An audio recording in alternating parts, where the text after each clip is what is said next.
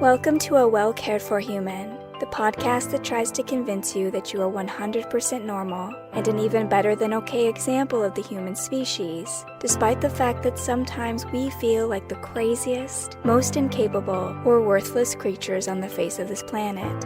I'm Kory, an author, a creative, and the host of the show. Whatever you're bringing to the table today, I hope this episode proves to be a dose of inspiration for you on your quest to become a well-cared-for human. You can find the episode show notes, your free wellness blueprint, and more at awellcaredforhuman.com. And as always, thank you for listening.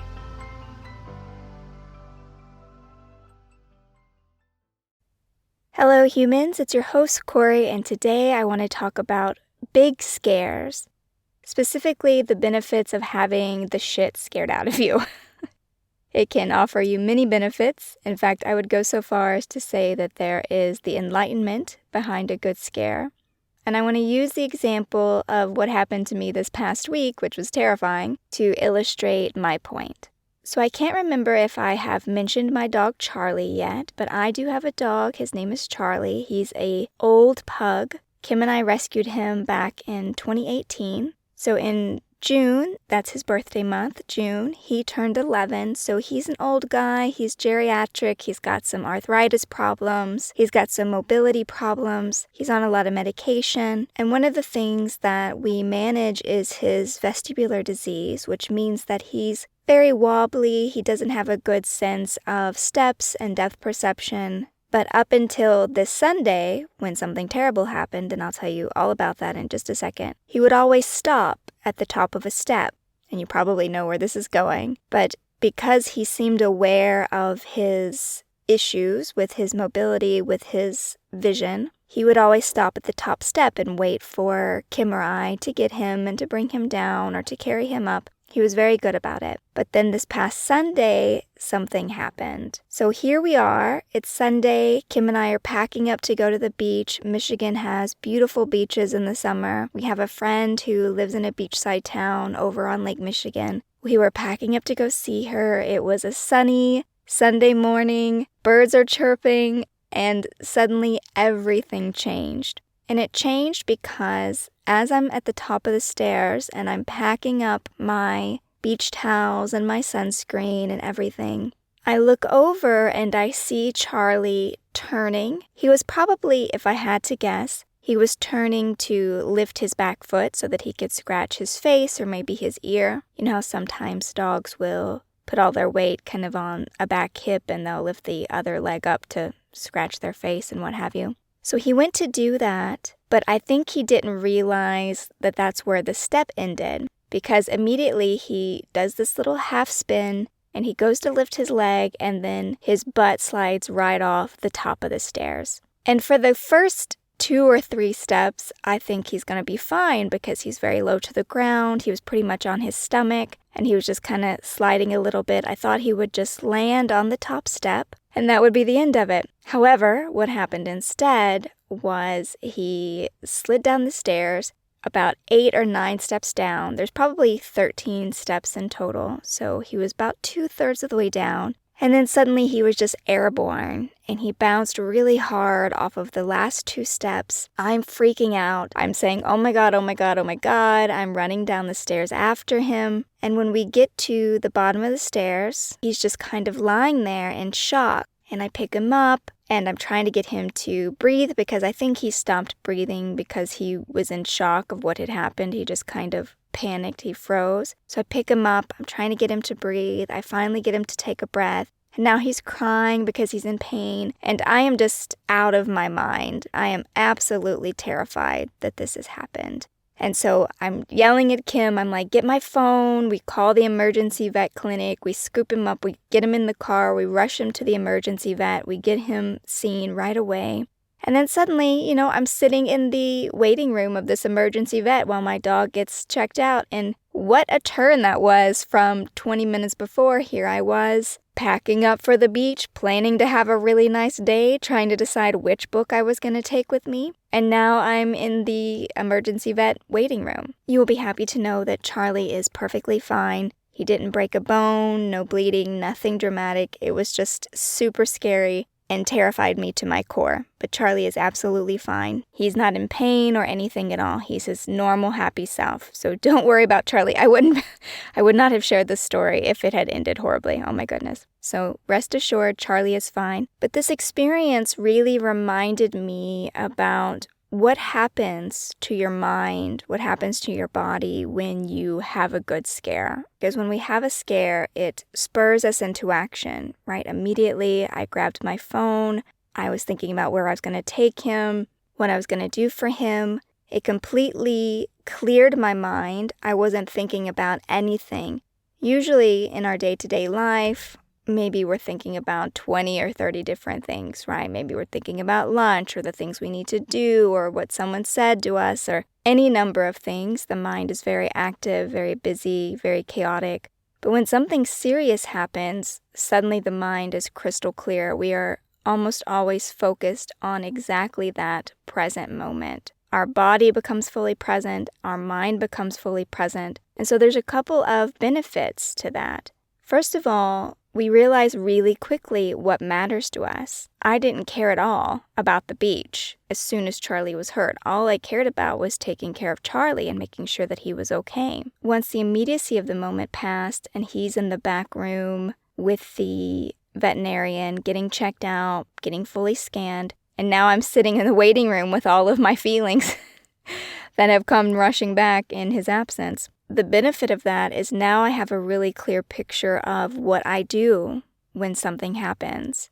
In retrospect, I can see, wow, when I'm really pressed like this, when I'm scared, when something big happens, this is what I do. These are my automatic reactions. There's a clarity that comes with that, and we don't always get that clarity in our day-to-day lives. Like I said, the mind can be very busy. It can be a very busy place, very preoccupied, very distracted. But when something happens, we get laser focused. We see what we do when we're stressed, what our automatic patterns are. And that clarity can be very enlightening. It can be very helpful in understanding what habits we might like to change, what reactive patterns we might like to change. It highlights what matters to us, what's important to us. So I say that a big scare is enlightening because these moments, these terrifying moments, as awful as they may be, they do have some wisdom in them. They can offer us a lot of understanding about who we are, what we do, what matters to us. And that clarity,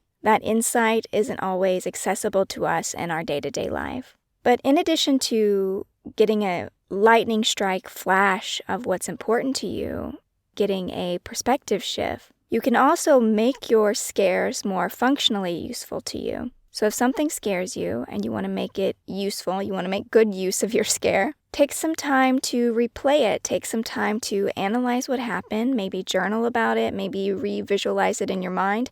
If it's truly terrifying, this might not be great. I'm not suggesting that you re-traumatize yourself. If it's something that you don't want to revisit, absolutely understandable. But if it's something like a car accident that you survived completely unscathed, you're okay, it was just shocking, or like with me, something happened to the dog, but he was okay, nothing truly traumatic, just scary, that might be a really rich basis for self-exploration.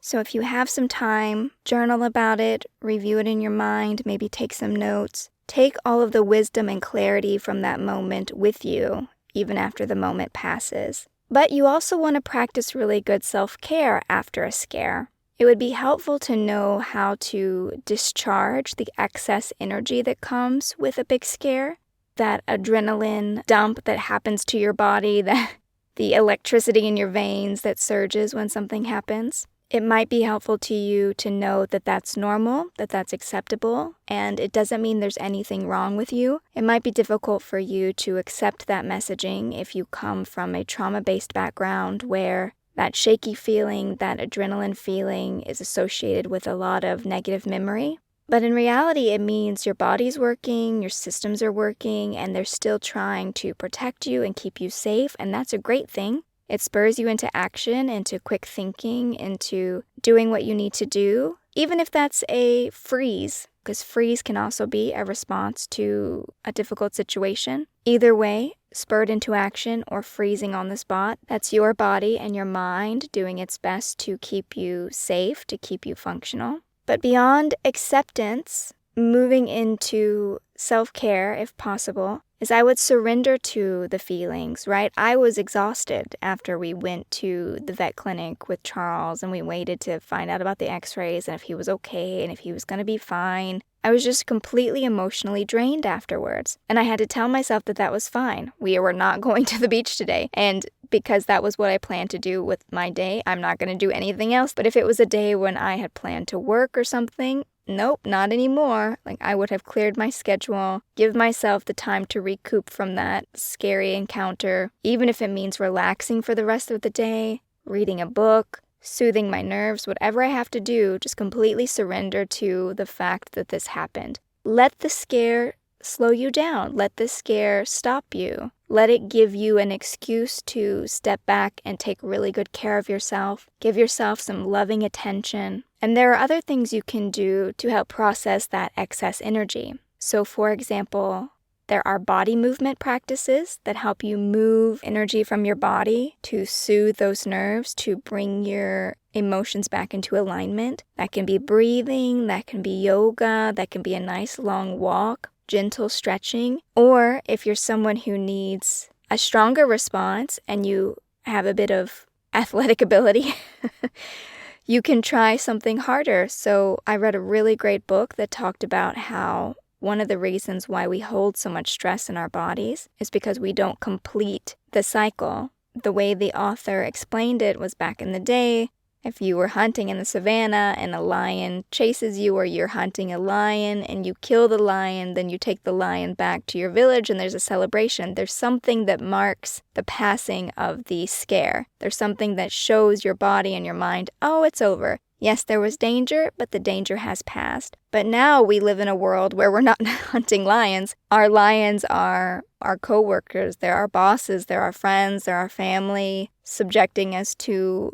many dangers all day, every day. And we can't say or do something because it's impolite or we're navigating these difficult social situations. And so this stress accumulates and there's no way to move it from the body because we don't have that completion activity, some kind of completion experience that tells us, the danger has passed. We don't have to be stressed about this anymore. So body movements can be a great way to discharge that stress. It could be going for a run, it could be jumping rope, it could be dancing, it could be anything that helps you move that energy from your body. It can be other forms of physical self-soothing. So maybe you want to wash your feet, give your feet a little bit of a massage. Maybe you want to massage your hands or massage your legs. Or maybe you want someone else to do it. Anything that allows you to reconnect with your body, to tell your body that you're no longer in mortal peril, or someone you love, in my case Charley, right, is no longer in peril. Things are okay. The moment has passed. And then apart from self-soothing physically, body movements or massages or anything like that, there's also verbal processing. You can call someone up, you can talk it through with someone, you could tell them how you feel, what's going on. You can get reassurances from someone you love that, yeah, gosh, that was really hard, but it's over now, you're fine, you're safe. Or you could do mental self-soothing,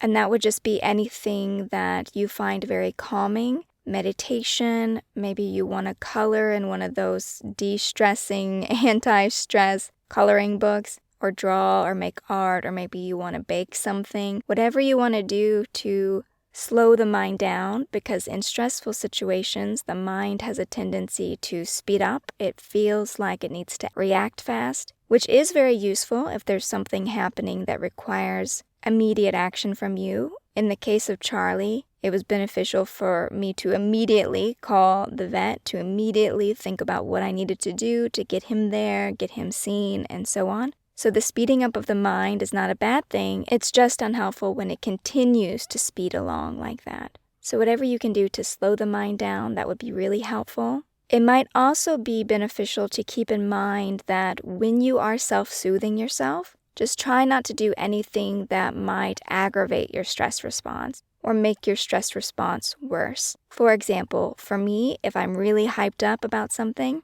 caffeine and sugar is not a great answer for me. because sugar and caffeine kind of make me jittery to begin with, and if I'm already feeling jittery, I don't need to throw something else into my body to jack up my nervous system. So if you're also the kind of person who wants to self-soothe by eating something, by having a treat, just be mindful that sometimes those choices are counterproductive. They don't actually help.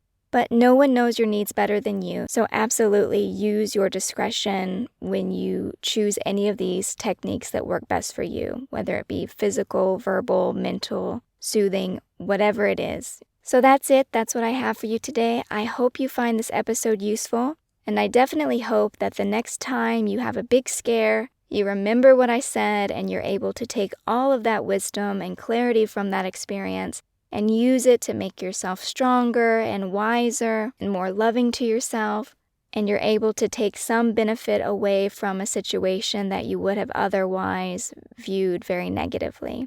Because that's how we get strong. That's how we get powerful. When even the difficult situations, the challenges, the horrible moments become sources of strength for us, that's when we know we're really getting somewhere. So I hope you found something of value today, and I will be back next week with another episode of A Well Cared For Human. And until then, please take good care of you.